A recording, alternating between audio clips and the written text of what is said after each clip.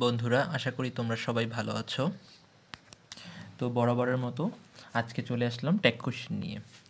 যাদের ট্যাগ কোশ্চেনে খুব দুর্বলতা, আমি আশা করি ইনশাল্লাহ এই ভিডিওটা দেখলে তোমাদের ট্যাগ কোশ্চেনের জড়তা কেটে যাবে। খুবই সিম্পল বিষয় কিছু আমাদের জানতে হবে, সেটা হচ্ছে আমাদের অক্সিলারি ভার্বগুলো আগে জানতে হবে।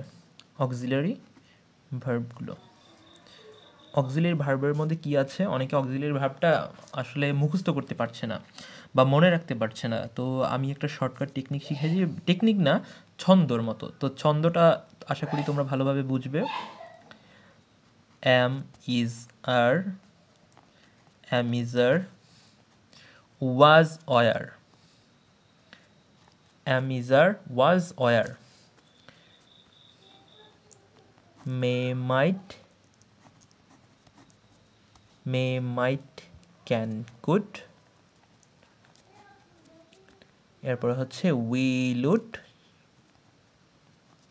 Shall, should.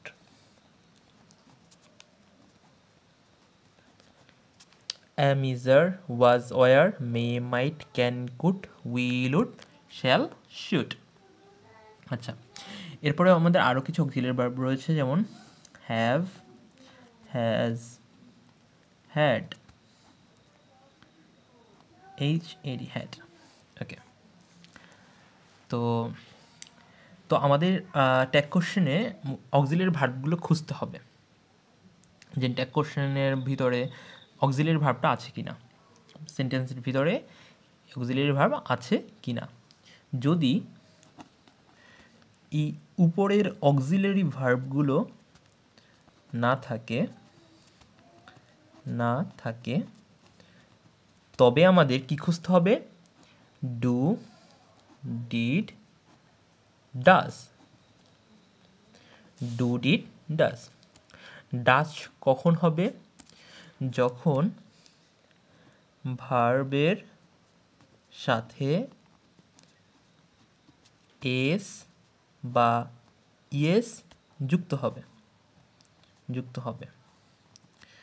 ভার্বের সাথে বললে ভুল হবে, এখানে তোমরা ভার্বের শেষে এস বা ইয়েস যুক্ত হবে। আচ্ছা, আমাদের ডাজের চ্যাপ্টারটা গেল। আমি আবারও বলছি, এই ডু, ডিড, ডাজ কখন হবে? যখন এই উপরের যে অক্সিলারি ভার্বগুলো আছে, যখন সেগুলো সেন্টেন্সের ভিতরে না থাকবে।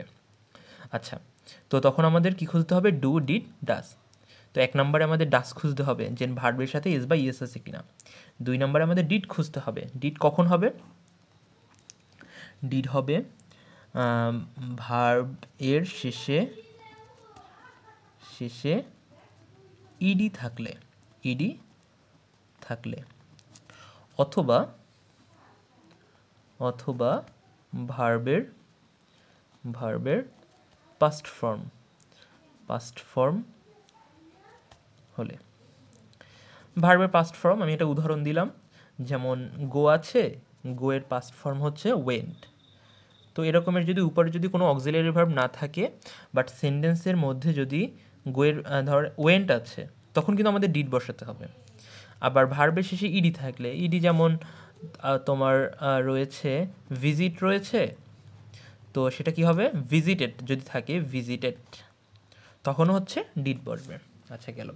এবার যখন ডিড এবং ডাজ তো তুমি খুঁজে পাবে না, যখন এগুলো কিছুই খুঁজে পাবে না, তখন কিন্তু আমাদের অবশ্যই ডু বসাতে হবে। কেমন? আচ্ছা, তো এবং ট্যাগ কোশ্চেনের সবচেয়ে যেটা বেশি আসে সেটা হলো ডাজের, DOES, ডাজের পরে কখনো দে হবে না। এটা মনে রাখবে কিন্তু, ডাজের পরে কখনো দে হবে না। আচ্ছা, আরেকটা বিষয় শিখতে হবে তোমার, লেটস থাকলে সবসময় কি হবে? শ্যাল উই হবে, শ্যাল উই বসবে। আশা করি তোমরা বুঝতে পারছো ট্যাগ কোশ্চেনটা। এই হচ্ছে ট্যাগ কোশ্চেনের রুলস। আরও কিছু আছে যেগুলো তোমাদের লাগবে না। তো আমরা একটা উদাহরণ দেখি।